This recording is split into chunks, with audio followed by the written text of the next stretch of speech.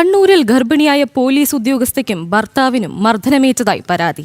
പാപ്പനശ്ശേരിയിൽ കഴിഞ്ഞ വെള്ളിയാഴ്ചയാണ് സംഭവം.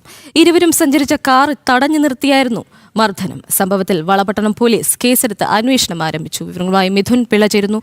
മിഥുൻ, ഗർഭിണിയായ ഒരു പോലീസ് ഉദ്യോഗസ്ഥയ്ക്ക് നേരെയാണ് ഇത്തരമൊരു മർദ്ദനം ഉണ്ടായിരിക്കുന്നത്. പറയൂ. ഗോപിക, ഇക്കഴിഞ്ഞ വെള്ളിയാഴ്ചയാണ് ഈ ഒരു സംഭവം നടന്നത്. പോലീസുകാരിയും ഭർത്താവും സഞ്ചരിച്ച കാർ തടഞ്ഞു നിർത്തി മർദ്ദിച്ചു എന്നാണ് സംഭവം.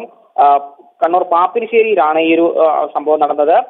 ഹൈവേയിലെ കാർ നിയന്ത്രണം ലംഘിച്ചെത്തിയതാണ് ഈ വിഷയത്തിലേക്ക് കലാശിച്ചതെന്നാണ് നാട്ടുകാർ പറയുന്നത്. അതായത് വലിയ തിരക്കുള്ള റോഡാണത്.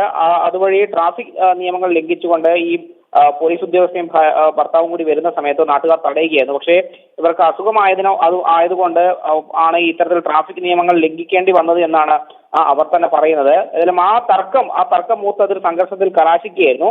അതായത് നിലവിൽ ഈ പോലീസ് ഉദ്യോഗസ്ഥരുടെ പരാതിയിൽ നാട്ടുകാർക്കെതിരെ പോലീസ് കേസെടുത്തിട്ടുണ്ട്. ഗോപിക, ശരി. മിഥുൻ പിള്ളയാണ് വിവരങ്ങൾ പങ്കുവച്ചത്.